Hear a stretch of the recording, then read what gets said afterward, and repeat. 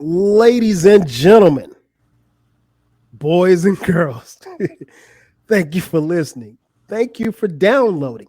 And thank you for subscribing to the latest edition of the 12 Kyle podcast.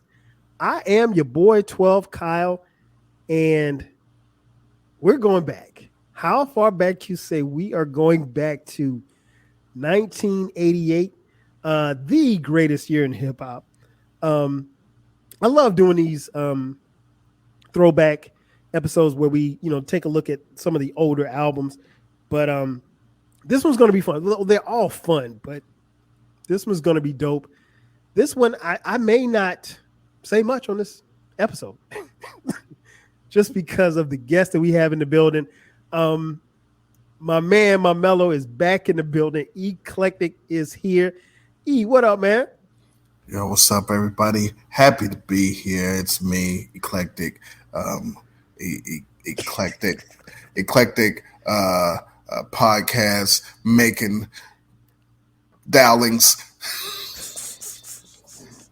This guy, and if you're watching on YouTube, my camera's up. His camera's not up because he has warrants. And well, I have warrants, but that actually looks like me. And this thing says official king of the South in his tagline. Listen, I probably should erase that, but I'm gonna let him live. I'm gonna let him live. We had a draft of the the greatest. What was it? The South rappers. Yeah, the best Southern rappers. And I ran away with it. I ran away with it because everyone knows when it comes to South hip hop, you think of me first. Well, I mean, the official. You guys know, if you follow politics, you know that there was some improprieties in the last election. Same thing happened with his draft, but I mean, that's as Sean said, politics as usual. This guy, we're not even gonna get into that. I got you here, man. We're going back June 7th, 1988. Again, the greatest year in hip hop. On that day, one of the dopest hip hop groups dropped their debut album. EPMD released Strictly Business. And folks, I got to tell you, I mean, like, if I had done this podcast without this dude right here, I mean, he probably would have killed me. We've talked about EPMD before on this podcast, but we haven't. I think this. I want to say this is the first time we've actually done an album review. I think what you listeners will see is that we both love this album. But this album, man, brings back so many memories. So before we even get into it, let's go back to 1988, man. What, if you can remember, what do you remember about getting this album and your first couple of listens? Did you hear it with your friends? Did you hear by yourself? Do you have a memory of purchasing it, or just vibing in your room listening to it? Because you were what, 7 years old when this shit came out? I couldn't have been born. He wasn't. So anyway, I was in the 8th grade, so he was in the 5th grade. If you were a junior in college in 1988. Now listen, I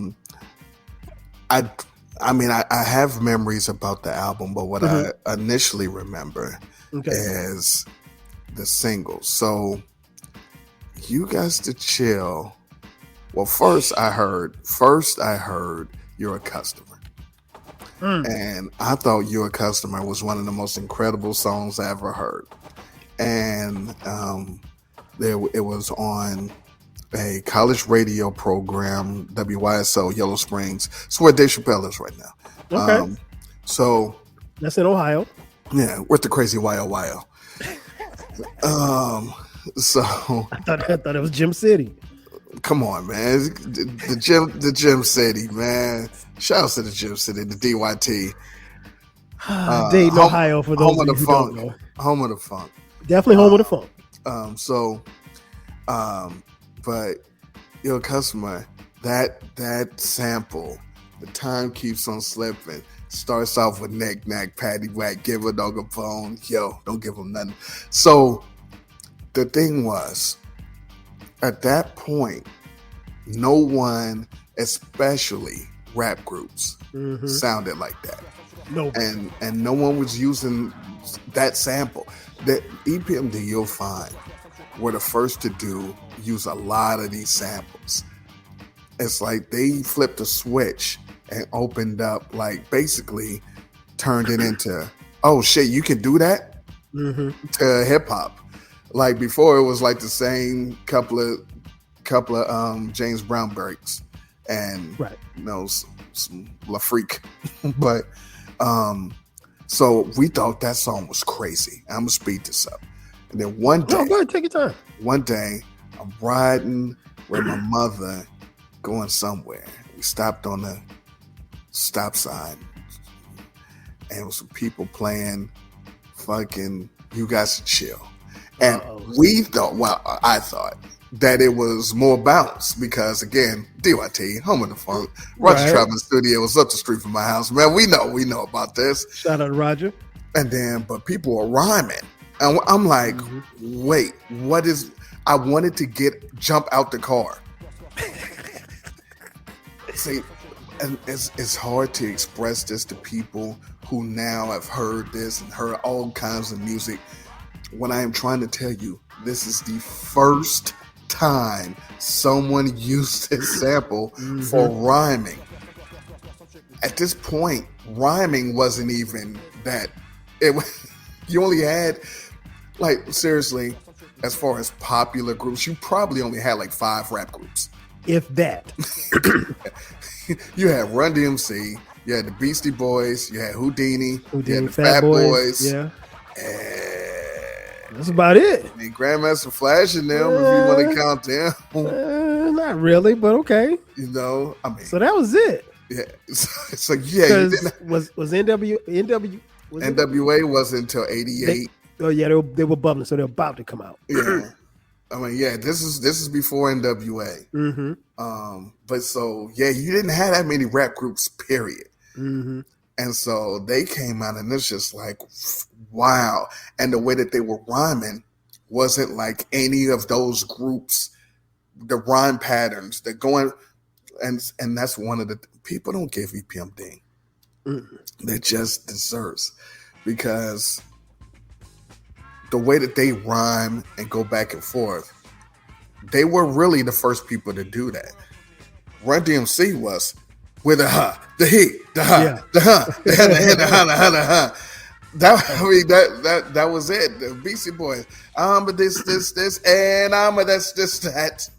And fucking Houdini never went back and forth. They just took their verses. You know, and the Fat Boys did kind of what Run DMC did, because they, you know, learned from Curtis Blow and shit. So when EPMD was just, it was ridiculous. Also, they were rhyming about things that nobody else rhymed about, and they were cocky and stay awake and watch the show on tape, because right now I'm about to shake and bake. My man was using his real name. Nobody used their real name. Facts. He's like Eric Sermon. Yeah, he's like, I'm Eric Sermon. Like, what? And he's like, yeah, and I'm Perry Smith. Like, what? Huh? So y'all just y'all. Yeah, because at the time we didn't know. I knew Run, but I didn't know Run's real name. I didn't know DMC's real name. But this was Eric Sermon and Paris Smith. Yeah, and this was the good old days back when people thought Eric B was Rakim and Rakim was Eric B, and they would spell PMD's name PMDEE or PMD or they EPMDE. They didn't know anything. It was right, but it was a great time in '88. Well, '87 going into '88. Yeah, man, I agree. I agree 1,000%. It was I remember I didn't buy the tape initially. My boy Jay Fresh, shout out to Jay Fresh. He bought the tape and he let me cop a dub. And the thing that stood out to me was, to your point, what you just said, like the way that they rhymed was different. Now, at that particular time, again, we're talking 1988. My favorite group at the time was Run DMC, right? And so I had something to kind of measure. And I couldn't say that these dudes were better than Run DMC, but they were just so much different. And they were very cocky, very arrogant, but very confident at the same time in what they were rhyming about. And the vibe was just crazy. And it was like, you know, they weren't street dudes, but they had a street edge to them. And we wasn't even on the street stuff, but it was just like, that's the thing that kind of attracted me to them. Like, they were just in your face and they could rhyme. And you know what else about that? And I don't want to cut you off completely, no, go ahead. Above all of that, unlike Houdini and Run DMC, and they portrayed cool. Yes. They were just cool. They were like Rakim cool, like and people would compare them. They'd say, "Hey, how we sound like the R, and our music was whack," which is an oxymoron, by the way. You can't sound like the R and your music be whack. But the reason why that was a statement is because if you sounded like somebody, you was automatically whack because you was biting. And boy, there was a sign on the door, no biting allowed. No biting allowed. But they were so cool. What they were doing was effortless. They would just be like, yo,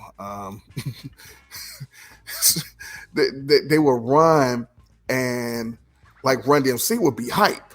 Yes. We're better than ever, forever, together.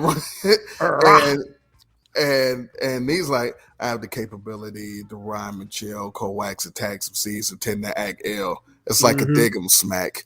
You smack me and I'll smack you back. Which was a Rakim diss, by the way. Yes, indeed. A Rakim diss. That is crazy. On the first album. And that's the thing, like, it and I'm glad you said that, because that's exactly who they were. They were like cool, and you know, even if you didn't know anything about them, if you saw the video and you didn't even hear the album, if you saw the Strictly Business video, you'd be like, yo, who is that? Because like they looked like rap stars. Shout out to MC Sheriff. And so, I mean, I was hooked. And, you know, I literally, I mean, it took me a couple of weeks to get my allowance up to go buy the album, but that was one of the few albums that, and I'm sure you remember this, E, where you might get a dub and then like later on you be like, man, I fucks with them, so I gotta go buy this album.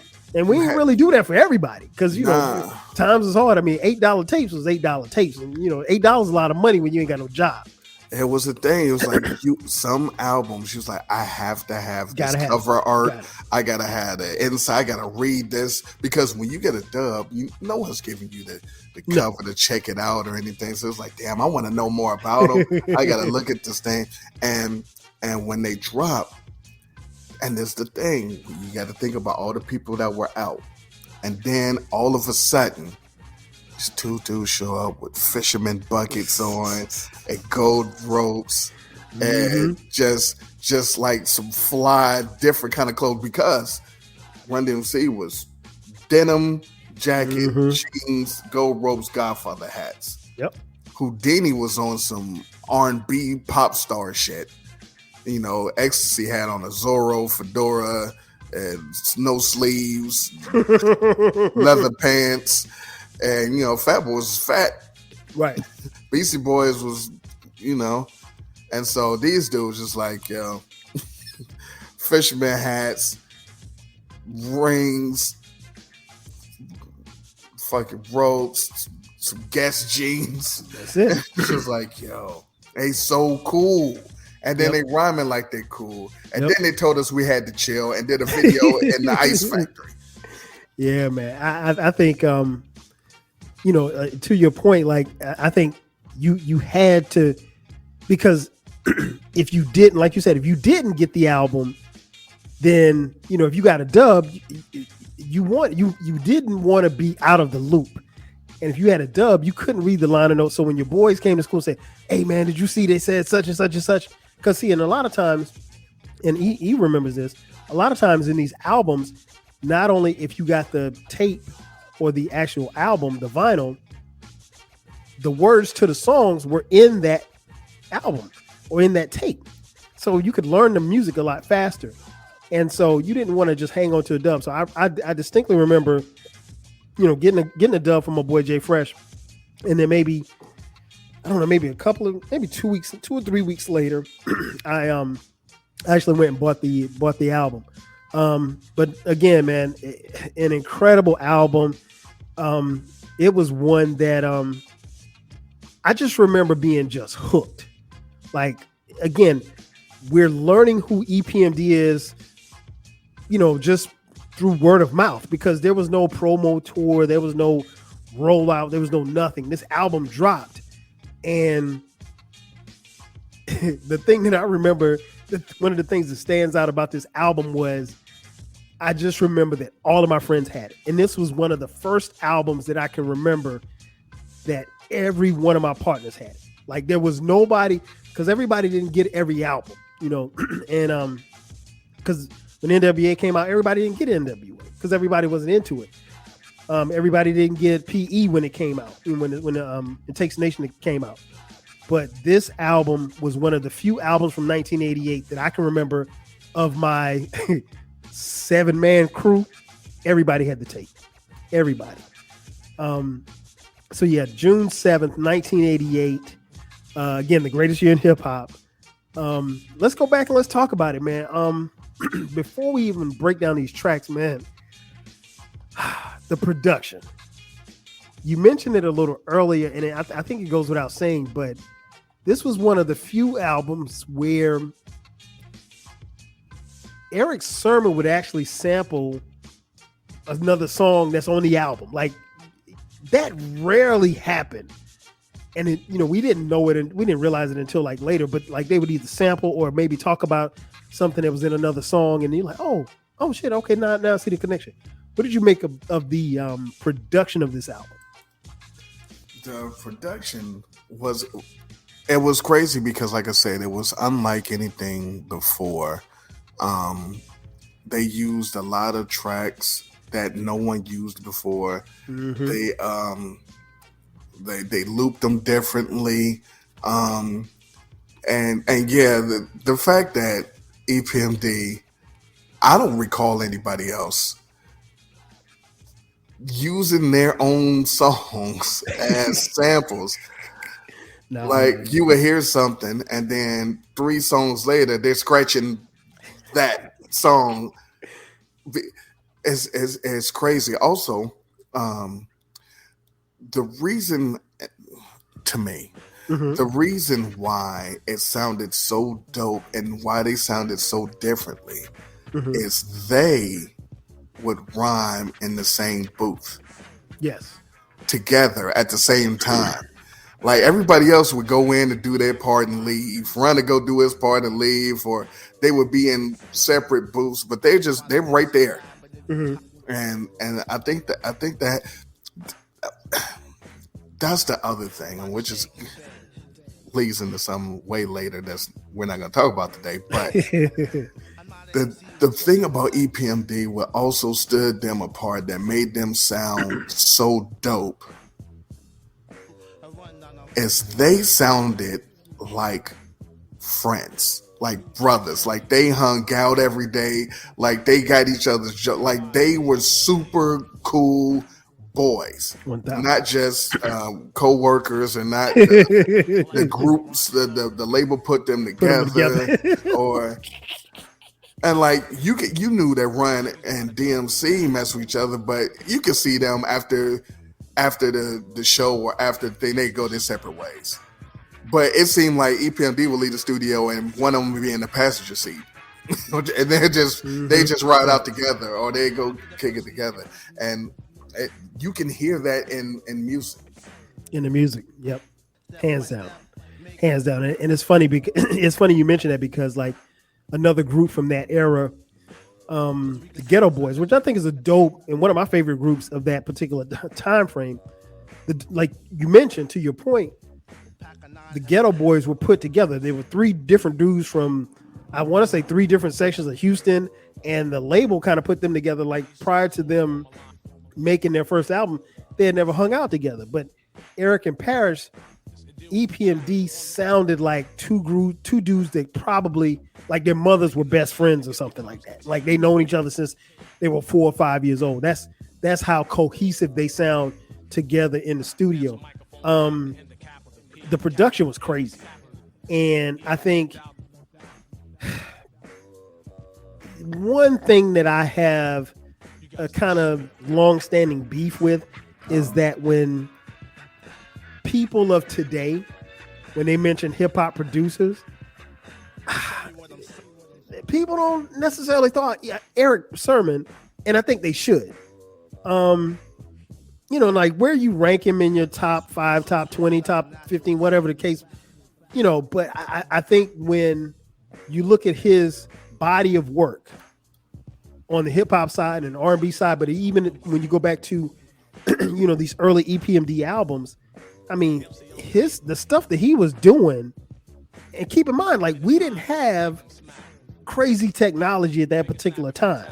So in my opinion, I think from a production standpoint, I rank Eric Sermon a lot higher than probably some of your favorite producers because he gave us a bunch of different sounds and he had minimal, I don't want to say minimal, but he didn't have the same equipment, if you will, that everybody else had. I mean, I don't know how many times you could sample James Brown or, Parliament, but Eric Sermon has done it. And I mean, he's done it not just for him, the rest of the hit squad from Keith Murray to Redman to everybody in between. And I think E Double just, this starting with this album, I think you got to give him his props. Yeah.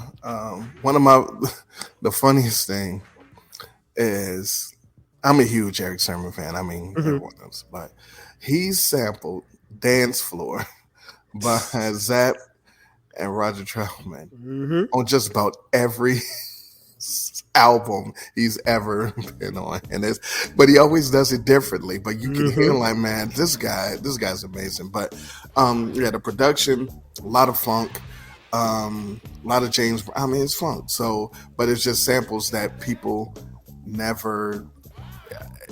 It's what they did does not get enough credit. No. It's all I can say. I mean, Eric Clapton, I Shot the Sheriff. What was the other joint they did? They used ZZ Top's Cheap Sunglasses, the Steve Miller's Fly Like an Eagle,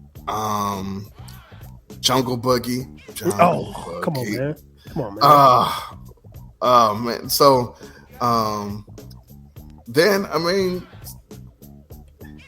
we're gonna get to it. Yeah, we can get into the tracks, man. This album, again, June 7th, 1988, critically acclaimed. Got the vaunted 5 mics in the source, and we'll talk about that a little later. But this album is only 45 minutes, and they don't waste any time. They don't waste any time. Strictly Business. Now listen, this is 88. This is back when people didn't talk about sales. No one went platinum. To this day, I don't know how much that album sold. No one went platinum. No. But Strictly Business, EPMD, 88, went gold in 30 days. It did. Dropped the album Strictly Business and you thought we were 30 days later. P went gold. That's crazy for 88. Yeah. And a brand new group that no one knew about. No, and they're not coming in on the heels of a crew. They wasn't even coming in from a popular borough. No. They came from Long Island. And you know what's funny? If I had not gone to Long Island in the summer of 1988, I would not have known where Long Island was. And the only reason why I went to Long Island was my uncle got married that summer, and he got married on Long Island. That's the only reason why I knew where it was. I just assumed they was from New York. I knew they weren't from the South. But yeah, man, crazy. So track 1 kicks off the album. It is the title track to the album, Strictly Business. As I mentioned a little earlier, there was a video for it, and the video was so dope. He talked to him about this song, man.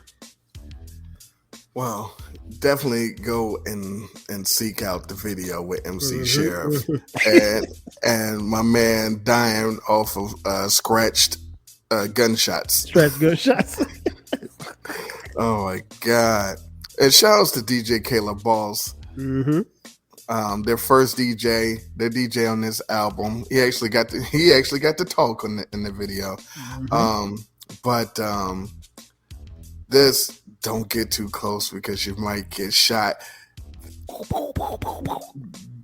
This song is crazy, and the sample ridiculous. Try to answer to the master and the MC Rap God is no joke. See, again, MC Rap God is no joke. People be putting some subtle disses, on, but the thing is, and I should probably sample like this entire album for my podcast. Just don't sleep on the E, So,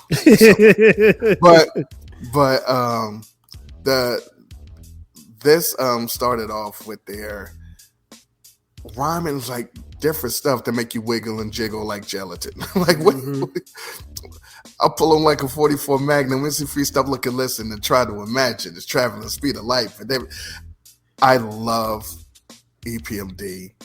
But you say you wake up like Muttley, the little dog that laughed on the cartoons. Yeah. Who is dropping Muttley references in hip hop?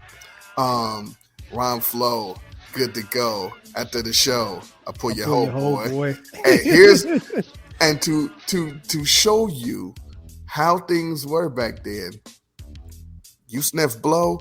Hell no. I got my whole life ahead of me. No time to be sniffing. And my parents find out. Then they start riffing. So I stay A-OK because I'm the E. The R-I-C-K. He was worried about his parents, man. His parents, he not going to fucking sniff the shit as well as his parents find out. Like, you crazy? Fast forward to now. Everybody do some drugs, please. Everybody's on Percocets and drinking lean and smoking the herbs and all kind of shit. Yeah, man, I love this joint. Once the video came out, I loved it even more. I really don't have much more to add. It was just the thing that I can say about this particular track.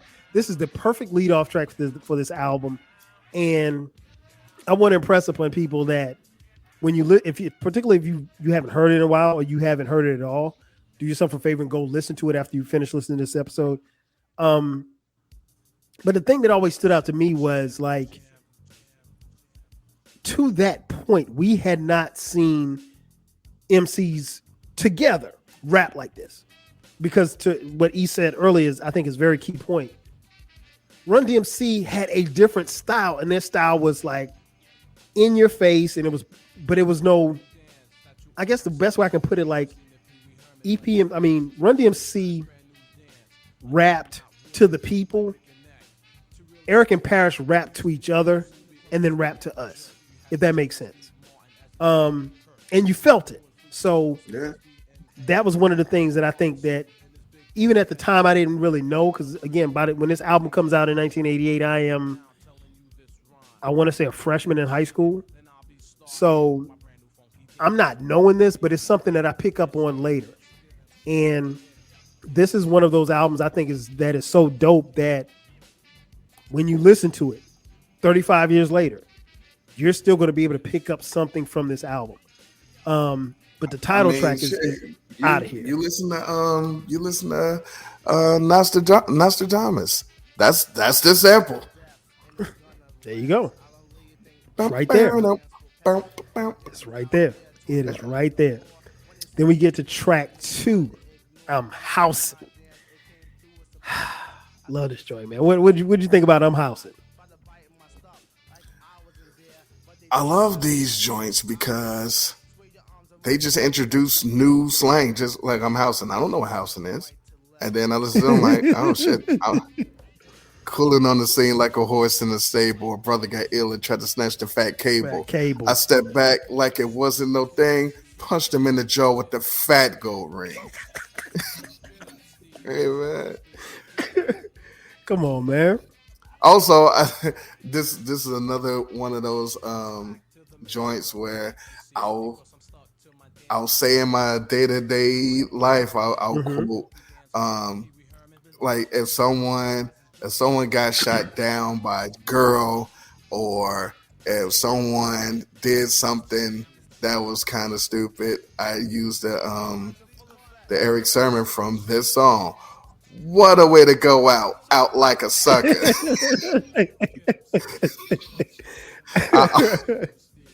Oh man, you stupid. I used to always do that. People like, yo, go talk to somebody. What a way to go out like a sucker. But I'm on track like a Long Island train conductor. Listen, the thing that I love about this album is something that you just mentioned. Like, we picked up slang because, again, he's in Ohio. I'm in South Carolina. Nobody knew what housing was. And so, like, after this album comes out, like, housing becomes a slang for us. Oh, man, I housed that joint. What'd you house? Yep. Man, I housed them Jordans. So that could either mean you bought them or that could mean you stole them.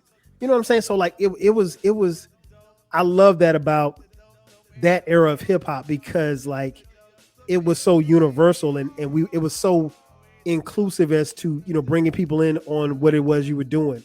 I love this song, man. This song, I probably shouldn't tell this story, but I'm gonna tell it anyway.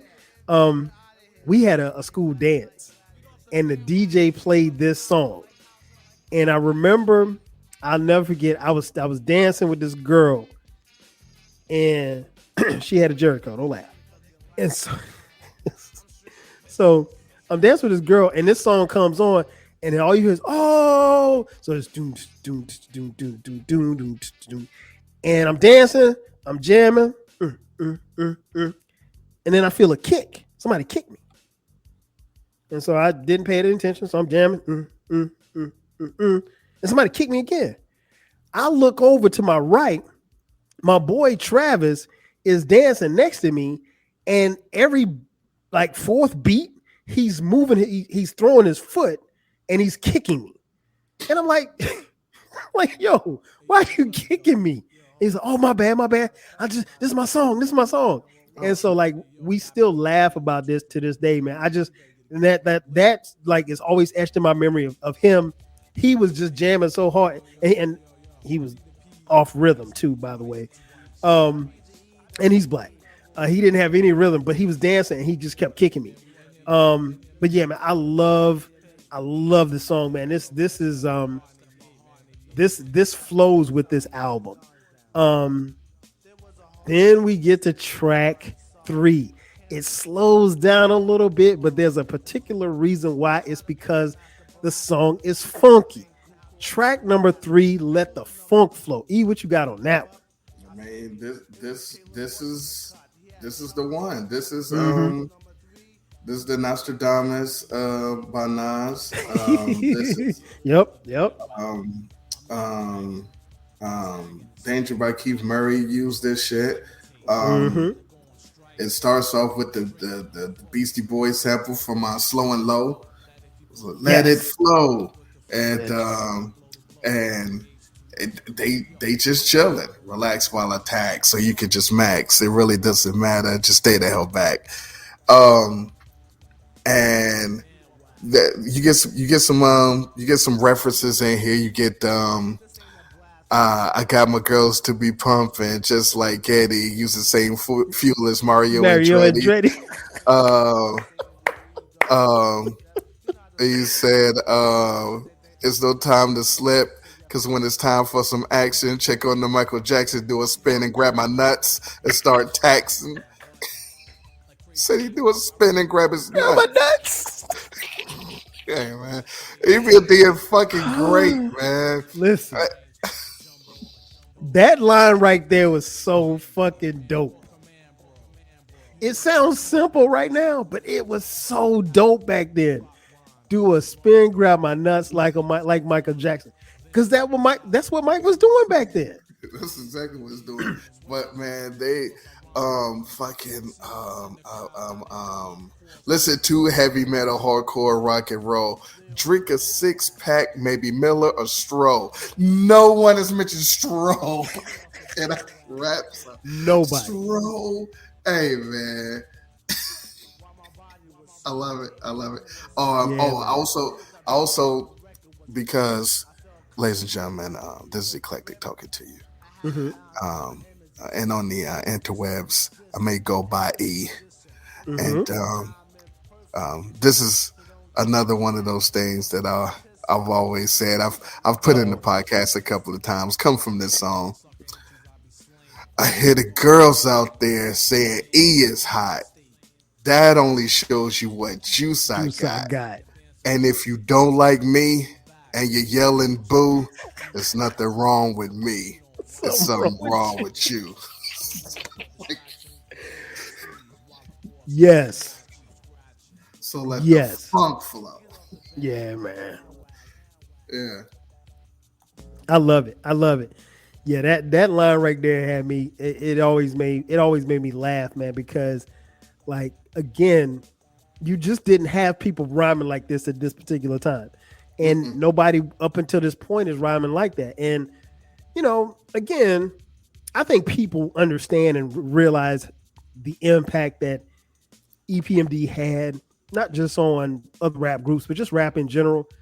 But you got to give them their props. They while they did not have the commercial appeal that of a Run DMC, they blazed a lot of trails. And this album definitely set forth a lot of that stuff that they did. Then the quintessential track 4, my favorite track on the album. You got to chill. I mean, this is top 10 hip hop song ever created. Mm-hmm. When this came, no one dislikes this song. Nobody. There's a lot of hip hop classics. There's a lot of songs that's made that people, you're like, oh, that's cool. I have never encountered anyone who does not look. Not only does not like this song, you react to this song. When this song comes on, you don't just be like, oh yeah, something's moving. Something on your shoulder got to start going. Your larynx, something got to go. You got Steve Martin. Oh my God, when this song came out, man, we didn't know what it's like. You don't know what to do with yourself. It's like, relax your mind, let your conscience be free, and get down to the sounds of EPMD. Like, I guess he said so. So I guess I'm about to get down to the sounds. Yeah, but if you're tired, go take a nap. Yeah. Listen, these were like, this whole song is full of classic lines. Then go take a nap, or stay awake and watch the show I take, because right now I'm about to shake and bake. Oh, man, listen, this joint. Like I said, it's my favorite song on the album, my favorite EPMD song. It brings back so many memories. And then, I know you remember this. When the video came out, shout out to Steezo. Shout out to Steezo. Steezo the Fly Negro. Rest in peace, Steezo. When the video came out, it was a wrap. I mean, like, the video alone made you want to get this album. I mean, it was just that dope. And I mean, like, yeah, it brings back so many memories, man. One of, like I said, my favorite song on the album. It is a quintessential EPMD song. Is, you know, where you want to put it in hip hop history as far as, you know, singles. It's up there. Love that joint. Another joint that I use on the podcast and the sample because of E, like Zorro. I mark an E on your back. That's in the intro. I mean, listen, this. Oh so many quotables. I keep the hands clapping, fingers snapping, feet tapping. When it's time to roll, Uzi Patrol is packing. Whew. Yeah, man. This joint goes. And it still goes to this day. I mean, you guys hear the excitement in our voices 35 years later. And I'm going to tell you. Okay. I'm going to tell you because it's relevant to this particular thing. Yada, yada, yada, EPMD broke up. They did. They broke up. This is during the mixtape era, the real mixtape era when, you know, Clue and Doo-Wop, not, Lil Wayne just dropped the mixtape and it's just all Lil Wayne songs. That's the Carter 17. Yeah, no, with the actual mixtape era. And I went and copped the mix. This is the best thing about the mixtape era. You would go and they'd be like, nah, it's a new Green Lantern, or it's a new, you know, Ron G. I'm like, all right, well, shit, $10 here. Yep. Oh, go and pop it in the whip and just drive. And that's what I did one day. And I put the joint in. I'm driving. I remember exactly where I was at. I was right by fucking donut spot on Salem Avenue in Gym City. Okay. Anyway, stop light. And it was just like, da da da da. More bounce came on. And I was like, oh shit, somebody done sampled EPMD. And it was Eric Sermon. I was like, oh shit, he redoing the joint. And so he was like, relax your mind. I was like, oh shit, all right, cool. And so I was like, oh, this is dope. Taking me back to the 88. I was like, oh shit, it's dope that he redid this. And then it was like, he was like, he stopped, and then it was like, well, my name is P. He was like, I'm PMD. I was like, I screamed like it was roaches and rats in my car. And PMD was rapping with Eric Sermon over the You Gots to Chill beat in 90, whatever the fuck. Yep. I was legit crying. Wow. I had to stop. I was like, yo, I pulled over to just listen to the rest of the song. I wasn't going to be able to fucking react. That was one of the greatest times ever. It was no announcement that they were back together. No. And it was a shock that they had broken up. Yeah. But the fact that it was called You Got to Chill, wasn't You Got to Chill 97. 97, yep. And I didn't read the tape that it said. I don't even think it said it was on there. You was just listening, and it scratched it in. I was just like, "Hey man, that shit was incredible." But that is also the impact that song and the group had on hip hop. Anyway, go ahead. Yeah, man. Then you get to track 5. It's My Thing. What you got on that?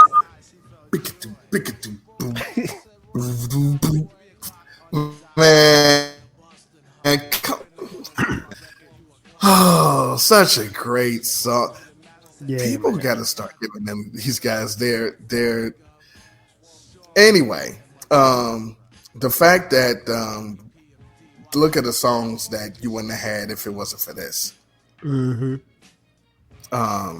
But this song, we never heard this sample before. And this sample blew the hell up. But MCs out there, you better stay clear. EPMD is a world premiere. From New York, straight talk, America's best, cold, wild, and Long Island is where. That's when I found out that they were in Long Island.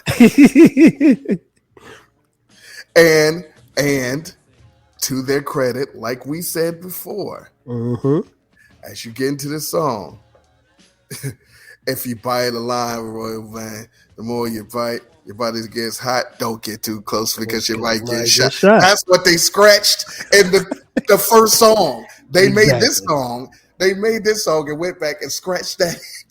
That's fucking exactly. Who does that? Nobody. I mean, and then when you listen to it, when you go back and listen to Strictly Business, you will hear the beat of this, and before the scratch, I'm like the dude, and don't get too good. So it's literally that scratch. It wasn't them saying it again. That was amazing to me back then. Knowing that my rhyme like a poisonous rat, don't play dumb, boy, you're smarter than that. They were so cool. I'm telling you now, boy, you ain't Jack talking much junk like Mr. T got your back, but he's not. So don't act cute, because if you do, you're in a hot pursuit. Mr. T has your back. Mr. T, yeah, because Mr. T was one of the hardest men on the earth, on planet Earth back then. Oh man, I love that joint, man. I love this joint. I mean, it I don't want to use the word perfect. It is masterfully sequenced, this album. Oh, and just even the verses are. In the beginning, you knew you wasn't winning. Now you feel ashamed. Your head starts bending. Kind of upset, boy. I understand. You lost again.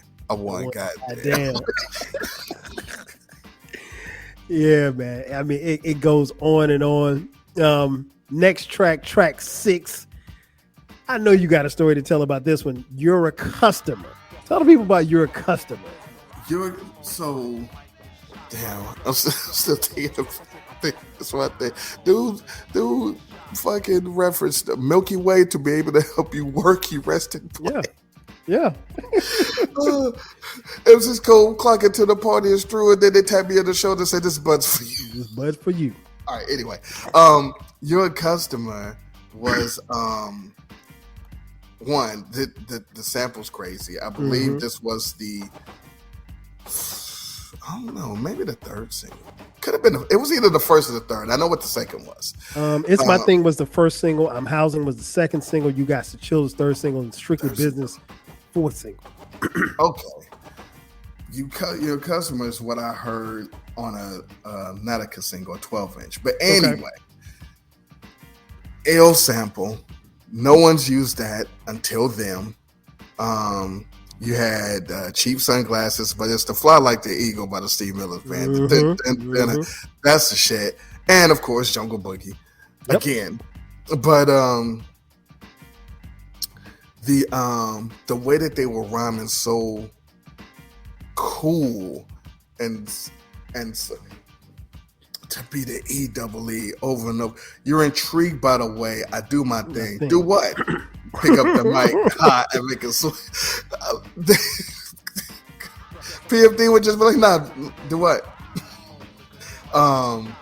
What was the other joint that he said in there? Oh, this is the classic. Yeah. The classic on here. When I walk through the crowd, I can see heads turning. I hear voices saying, that's Eric Sermon. Not only from the women, but from the men. You know what? Feels good, my friend. You guys are fucking incredible, man. I am really being a fanboy right now, man. As you should. I mean, it's an incredible album. It's an incredible album. My eyes closed like Steve Austin. I got you in the square. If you didn't know what that meant, if you never watched the $1 Million, people were like, "Oh, Stone Cold," not Stone Cold, Steve Austin, the original Steve Austin. And I mean, we would be remiss if we didn't tell you how the song started. Oh, come on, man! Knick knack, paddywhack, give a dog a bone. Yo, don't give him nothing but a microphone. And then the next album, they got a song called Knick Knack Paddywhack. Exactly. That's what they did. I mean, like, again, definitely ahead of their time as far as production, rhyme styles, rhyme patterns. And again, this is a group in 1988. You said you see me jamming at New York Tech. You got one right, fella. You deserve a check. How did you know? You must have been jogging. And you didn't want to be jogging back then. Here's a card, and on the back is my fan club digits. Yes. Then we get to track 7, The Steve Martin. Now, folks, this song was dedicated to Steve Martin, the actor. He was in a movie called The Jerk. I want to say The Jerk came out in like 77, 78. But the Steve Martin was an actual dance. And I love this joint, man. I still, when it comes on, I got to do the Steve, man. What you got on this one? The dope thing about this is, one, this is back when people you had a dance. You had the Biz Mark, you had the Heavy D Shake. Mm-hmm. Yeah, and you had the Pee Wee dance. Pee Wee dance, yep. And this song sampled the Pee Wee Herman dance. So in the beginning of the Pee Wee Herman dance is "Get Busy, Y'all," and in the beginning of this is they keep scratching the "Get Busy" from Joski Love. Shouts to Joski Love, but Joski, and this is a tribute to them. They made a song about their dance, but it was so laid back. They made their dance sound that much cooler. Like, it was just like, yeah, you do it like this. It's the Steve. Mm-hmm. Like, get him, Steve. Hey, man, don't tell me to get him, man. All the dancers out there trying to freak on the floor. When they see me do the Martin, they try to the Martin. They called it the Martin. The Martin. Sway your arms around your back, then across your chest. Do the crazy leg sweep from right to left. It's the Steve. Get him, Steve. No, hold on. No, better than that. Like this. Don't tell me like this.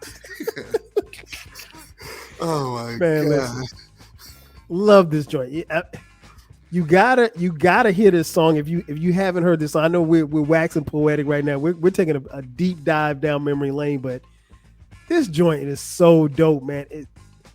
Again, I want to impress upon it, particularly for the people who weren't around in 1988. Nobody made this type of stuff, because for as dope as Run DMC is, Run DMC didn't dance. They didn't have dancers. They weren't even encouraging you to dance. No. They wanted to give it to you raw, and that was it.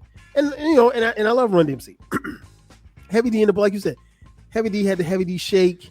He's a big guy who could move. You know what I'm saying? Houdini. You know, they had little steps and stuff. But this was and keep in mind, this is a song on their debut album. This isn't their 4th or 5th album. This is their debut album, and to say, okay, we got 10 tracks, right? We got 10 tracks, but we're going to give one song and dedicate this song to a dance. That is thinking about it as far as like selling an album. That's very risky. You know, it might not mean much now, but back then that was a very risky move, and it paid off because the dance was very popular, still popular to this day. And I mean, Steezo was doing this. If you saw EPMD in concert, you saw Steezo, the Fly Negro, doing the Steve Martin, and I mean, it was dope. The next track, Get Off the Get Off the Bandwagon. It's funny because, and the reason why I started laughing is because, like, I just remember kids at my school would say, man, get off the bandwagon or get off the jock.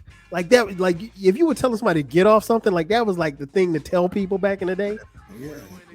You couldn't be on anything. you had to get off of it. Get off the bandwagon. Where'd you got on that one, man? Get off my jammy. Listen, I love this song. This song I think this was probably my introduction to the word bandwagon. But I just like the first. I like the get off the and the bad that's come on, man. And so first they talking to each other before the song even starts. So like, yo, what up, B double? A lot of customers try to get paid off what we made. Because once they dropped fucking You Guys Should Chill, everybody started trying to sample some other shit like that. It's like, nah, man, you better get a grip on them lips and get off the. And that's the funny thing, because like at that particular time, like this is their first album. So they're talking like, man, people jocking us. And looking back on it now, you're like, were people really jocking? But they weren't. But off the strength of the You Guys Should Chill dropping and people, but to have it on your album, the Hardy Boy Mystery. What was it said, if you post no, it said time to go and strike and demonstrate on a foe that does not NO, that if you post my card, I'm going to flow toe to toe, blow to blow without no H2O. Hey yo, you want a battle? I'm good to G-O. Get off the band. Get off. I love that. This ain't a blast from the past. It's a boomer from the future. Feel free to scream ho or yo if it suits you. Man, listen. Again, ahead of their time. Duos, trios, and rap weren't rapping like this. I knew it was the sucker with the Jackson 5 afro. Listen, man, that was great memories, man. Great memories. Then we get to the next track, which is just scratching. Track number 9, DJ Caleb Boss. You mentioned him a little earlier. He was EPMD's original DJ. It's just scratching, man. I know you're not a fan of Chinese arithmetic on I'm not. This is better than Chinese arithmetic. Is it really? I'm going to tell you 2 reasons why. Okay, I'm listening. I'm all ears. All right. Reason 1, the most important reason. Okay. Way shorter.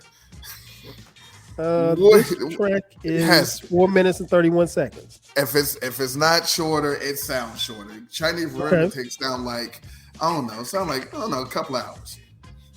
Stop. Go ahead. And what else? And it has like the actual samples, like got like words and stuff in it, so you can just like the little audio too.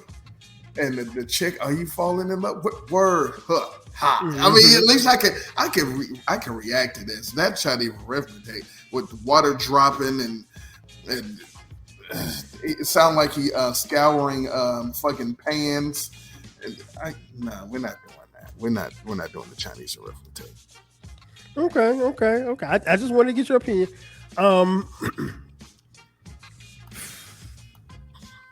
I can't say this is a skip. I listened to it. If you listen to Chinese arithmetic and Eric B is on the cut, you listening to this, stop that.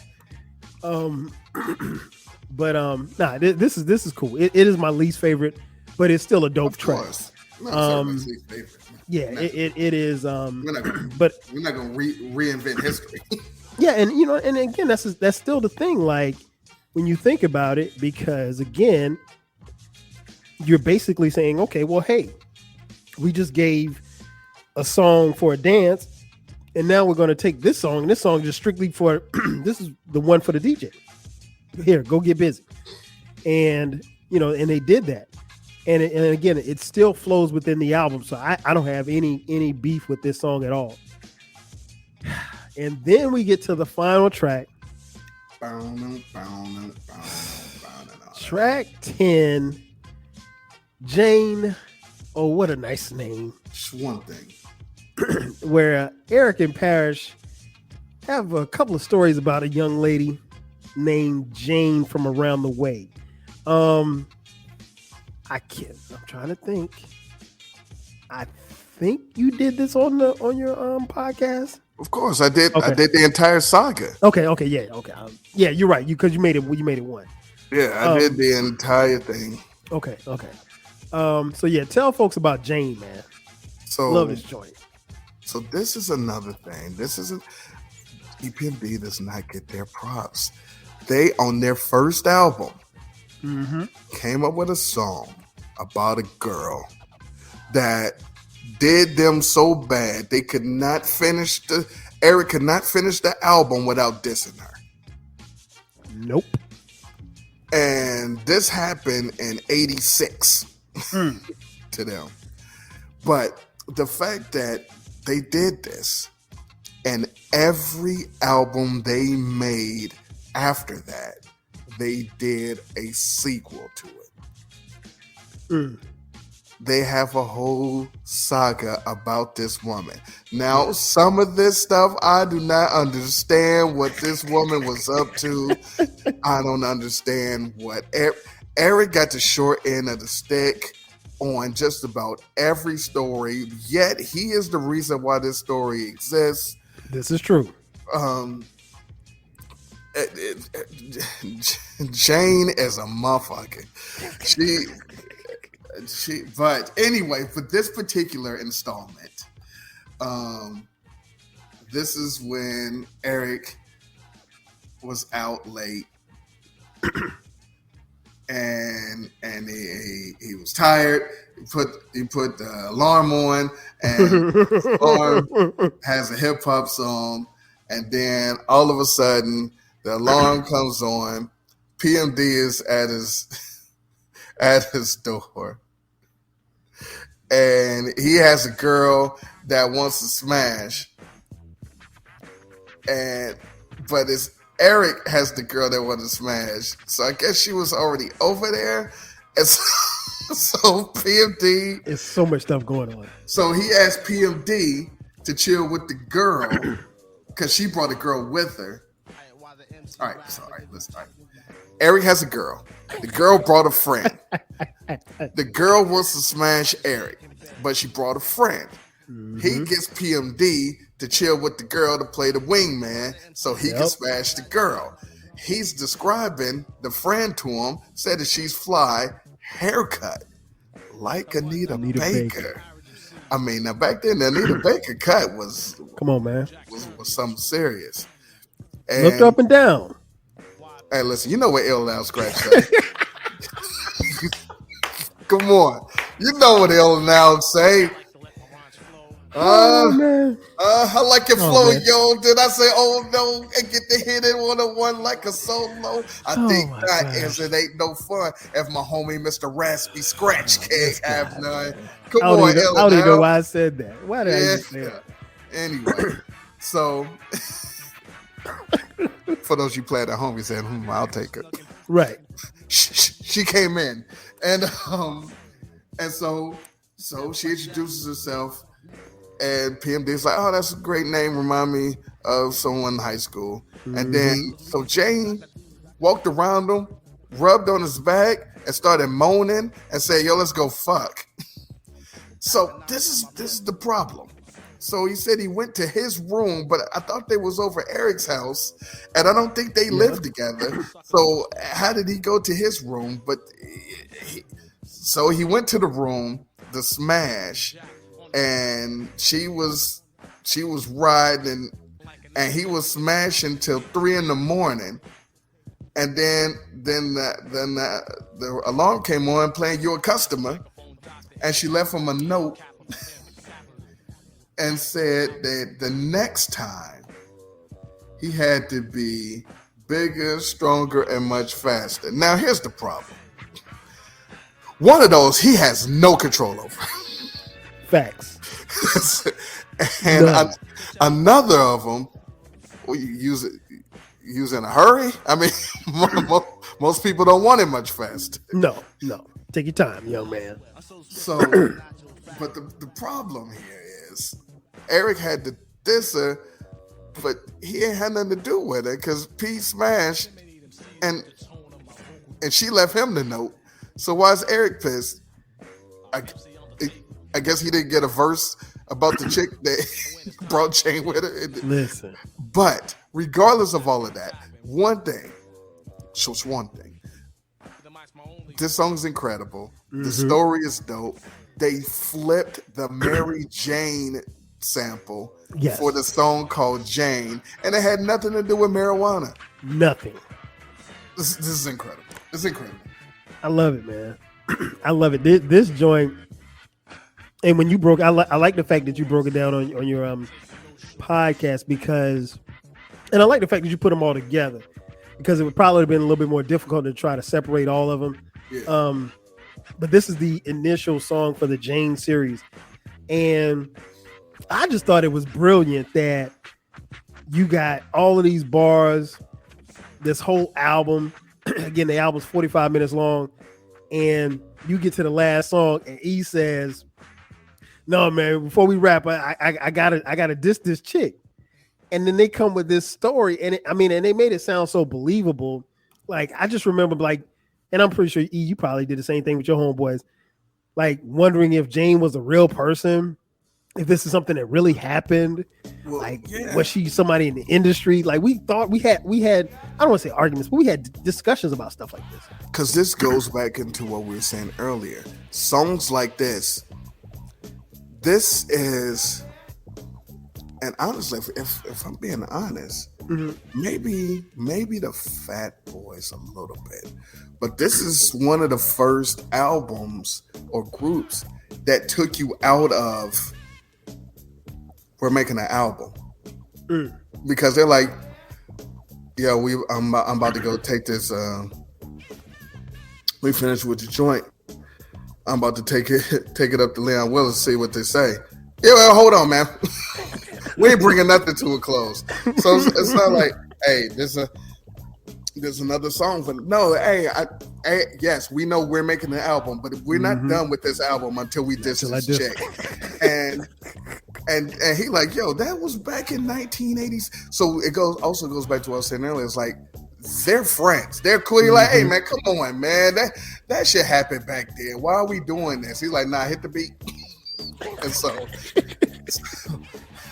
the mere fact that you had shit like that, and crucial to have a story rhyme back then. Got to, particularly if you have a classic. Well, by not by industry standards, but that was something that you did. Yeah, if you think about it, what did we do? Nations a Million had Black Still in the Hour. This had Jane.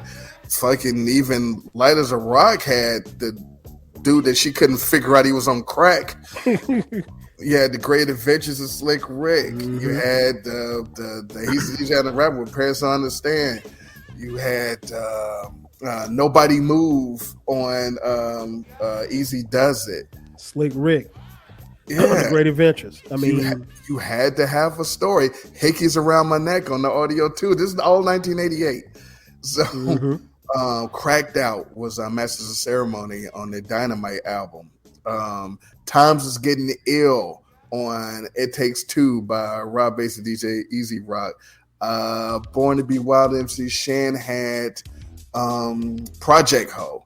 Yep. So I don't know why I know all these things off the top of my head. Please don't pay me no attention. He's taking me back too, because some of these titles I ain't heard in a minute. But yeah, so you had to have a dope story rhyme back then. Man. It was a staple. It was a staple of your album. Swas, Posse on Broadway, Sir Mix-a-Lot. Yeah. Yeah, I mean, like I think this was the perfect way to end the album. And again, it's 45 minutes, and the thing that it's kind of weird, E, because like I remember having the tape and listening to the tape because you had A side and a B side. Having the tape made it seem like it was much shorter. Now having because you flipped that joint like in 5 minutes. You're like, I only heard like 3 songs. Why am I flipping? Yeah, you got to flip the tape. Yeah. But I love this album, man. This album again, one of the 88 staples, one of the best albums from 1988. I don't think that's up for debate. Where you want to rank it, and who knows, maybe me and E will come back at the end of this calendar year and rank the 88 albums. That'll be interesting. So I got to ask you, man, before we get out of here, Source Magazine gave this 5 mics. The vaunted 5 mics. And the Source Magazine, when they gave this album 5 mics, it wasn't when they were handing out 5 mics. Like, you had to do some special shit to get a 5 mic rating in the Source Magazine. And that's how they deemed this album. So I gotta ask you, man, what would you have given this album in 1988? And what do you give this album in 2023? I am trying to be as honest as possible. 88, I'm giving it 5. I'm giving it a big fat 5-er. 2023, 5. 50-55. How we living? We've been living here. Now, and this is probably, EPMD is probably his second favorite hip hop group, correct? No, this is my favorite hip hop. Okay. So you got them over De La. Yeah. Okay. Yeah, I would. I gotta go with you, man. I mean, I damn sure gave it 5 back then. And because just going through it right now, and I'm like, man, if the worst thing I can say is, man, DJ Caleb Boss in the cut. It. I mean, there's nothing. If they didn't have that particular track on here, I would say this album was flawless. And I don't even consider DJ Caleb Boss on the cut a flaw. It's just they're not rhyming on it. Yeah, it's not an EPMD song. Every song that's an EPMD song on this album is incredible. And you think about it like this too, E. If you don't have Caleb Boss's song on here, it's only 9 tracks. It's Illmatic. And so now it's Illmatic. Exactly. And then you have 5 on one side, 4 on the other, because even Illmatic had the intro, which made it the Genesis. Well, it's called Genesis, but that made it 10 tracks technically. Exactly. So you have 5 on side A, 5 on side B. Yeah. So I think it's group Illmatic. Exactly. So I think, even if they don't add Caleb Boss on the cut, I mean, you got an uneven number. I'm pretty sure the label wouldn't have done that. But yeah, I'm not. It's 5 mics all the way across the board for me, man. I love this album. Everybody listening to this podcast, if you haven't heard this album, do yourself a favor at the end of this podcast, go listen to it. It is an incredible listen. Again, 35 years later, it's hard to believe Strictly Business is 35 years old. Before we get out of here, E, man, tell folks where they can find you, where they can find your social, where they can listen to your podcasts. You can find me in Cold Wild and Long Island.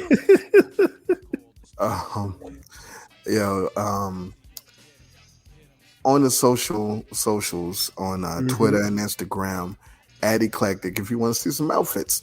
That's all he's gonna show is outfits. That's all you get. Mr. Kith. Hey, listen. I can't even afford Kith. I can afford K. Eclectik, aka Kith Sweat. What's up? Yeah, so socials, Eclectik Podcast, and that's ECLECTIK. So it's Eclectik. Yeah, that's right. Eclectik Podcast at Eclectik, Encyclopediahh for the Hip Hop Podcast, and the Eclectik Podcast is for the Eclectik Discussion Podcast. You can go and listen. If you enjoy me, you can go back and listen from episode 1, Did Mary J. Blige Kill R&B? Featuring a very young 12 Cal. Yes. But you can go and listen to that, and you can listen to me talk to Kwame. You can listen to me talk to Spinderella. You can listen to me talk about high school. You can listen to me talk about college, where somebody, Grambling State University showed up. This guy. If you enjoy me, you can listen to everything because they're evergreen. I don't do any topical slopicals. So it's all about good times, good vibes of the the 80s and the 90s, some late 70s, back when Kyle was 30. So come check me out. No doubt. Yeah, check him out, man. You listen to his podcast, both of his podcasts, you'll see me pop up on quite a few, just like he's on more than a few over here. You've been listening this long, you definitely know you catch the 12 Kyle podcast anywhere you find podcasts. Remember, the podcast drops every Thursday at midnight. From time to time, we drop bonus episodes on Sundays. Be sure to subscribe. There's a YouTube channel, 12 Kyle Podcast on YouTube.